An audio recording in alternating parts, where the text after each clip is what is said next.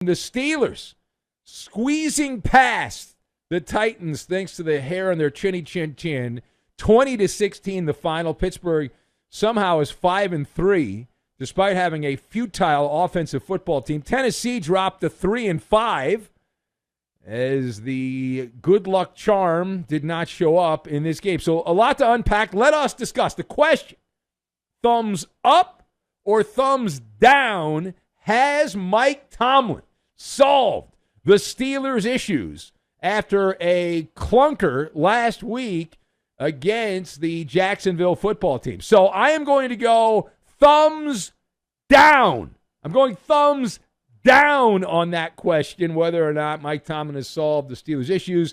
I've got Jigsaw Puzzle, Moose Jaw, and Hey Mona. And we will tie all of these things together, and we are going to make a sandwich with fries on top. That's the Pittsburgh sandwich, right? They put the fries on top and all that. So my first thought, work in progress. Work in progress. The Steeler offense, they were still very clunky in this game. Now, supposedly there are building blocks there. You really have to be a cockeyed optimist to see those building blocks. The underlying condition remains. And so Mike Tomlin is still trying to find those other pieces. He's digging around the sofa cushions and around the sofa there, trying to find those other puzzle pieces to the jigsaw puzzle. The struggle is real. It's grit and grind. And they have to scratch and claw. 4 of Pittsburgh, their 5 wins, 4 of their 5 wins this year have come in games where they trailed entering the fourth quarter. And it doesn't matter who they play. They're not good enough to really blow the doors off anybody. The Steelers were sloppy. Yet again, they had 10 penalties for 80 yards, and you might believe the officials are compromised. We'll talk more about that later. But they did hand over 6 first downs via penalty to the Tennessee football team. Now, another topic of conversation here, and one of the big talking points in the lead-up to the Thursday night game in NFL circles. The chatter was about the Steelers who had moved their embattled offensive coordinator, Matt Canada. Now, he went from the coaching booth down to the sidelines. Now, the talking points memo was that this was in an effort to jumpstart the offense, which in every meaningful statistical category blows. Spoiler alert, it didn't work, right? It didn't work. Now, how concerned should Matt Canada be with his relocation to the Pittsburgh Steelers sidelines? So this is a clear demerit. It is a demotion for the offensive coordinator. His offense continues to be lost in the wilderness, and if it doesn't change, and it didn't change in this game, even with a win, he will soon be excommunicated from Steeler Nation. And Matt Canada, I think he's headed to Moose Jaw. That's in Saskatchewan there. And he can try to work with the high school football team in Moose Jaw, Saskatchewan, because he will be abandoned. Even though the Steelers are tremendously loyal, it can't go on forever, right? There's got to be an end point. Everything has an end point. We all have an end point. Why would that not have an end point? Now, to be fair to the offensive coordinator, not that we're ever fair in sports radio, but his quarterback sucks. that's a tough. Kenny Pickett. I would rather have a nose picker than Kenny Pickett. Kenny Pickett dealing with rib injury, but he was able to play. And so my rule has always been, if you're able to play, we judge you on your performance. You don't get points for playing hurt if you blow. And so he played, but he wasn't good. He served up soup, but it was not a creamy tomato bisque. It was a chunky artichoke, is what it was, and nothing smooth about it. And it's not like Tennessee's a great defensive team, 22nd in the NFL, and in most of the defensive categories, they're either a middling team or bad. And yet, against a rather weak Tennessee defense, who at the trade deadline, or before it, traded one of their better defensive players to the Philadelphia Eagles, Tennessee ranking 22nd as we said, and Kenny Pickett went out there and averaged a paltry 5.3 yards per pass. Now, if you want to be Benny Brightside, you'll say, well, the running game was good. That woke up. They had 166 yards. Najee Harris and Jalen Warren combining for 166 yards. They had more rushing yards than passing yards. All right, last word here.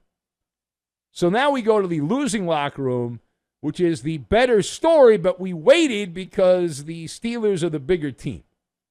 So what is your evaluation of Will Levis, the breakout star from last week? What is your evaluation of Will Levis in his encore performance? So this is rather simple. The sequel is not the equal. Now, against Atlanta, if you were paying attention, you were listening last week, you know that Will Levis played the piano like Inca Terra. Just amazing. Classically trained musician, Inca Terra, and it was wonderful. In this game against Pittsburgh, he sang like Kathy in Madison. Hey, Mona. It was a little rough. Regression versus progression. And I'm watching the Titans offense, and maybe I'm wrong about this. What do I know? I just do the overnight show. But that looked like, excuse my French, the basic bitch offense. A lot of underneath stuff, very elementary, vanilla, predictable, unoriginal, nibbling around the edges. And Mike Vrabel showing the utmost respect for the Steeler defense, or the lack of respect for his quarterback. So the MALLER report card, we give the Titans quarterback Will Levis a D. He gets the D for this performance. Why? Only 16 points. The object of the game is to matriculate the ball down the field and put the ball in the end zone. It's not that hard. Well, it apparently is very hard for most people. But that's the object. So 16 points, that's not going to get it done. And was singing off a different song sheet than DeAndre Hopkins in this game. Hopkins, last week, they made sweet music together. This week, 11 times Will Levis targeted DeAndre Hopkins, and he only had a success rate of 36%, 4 of 11, which, again, I don't think that's particularly great. Oh, you're being too critical. How about third down? 3 of 13. The Will Levis offense on third down against the Steelers, and 17 first downs generated by offense without penalty. Also bad in the red zone. That's why they only scored 16 points. They got in the red zone 4 times, only successful once in those 4 trips to the red zone.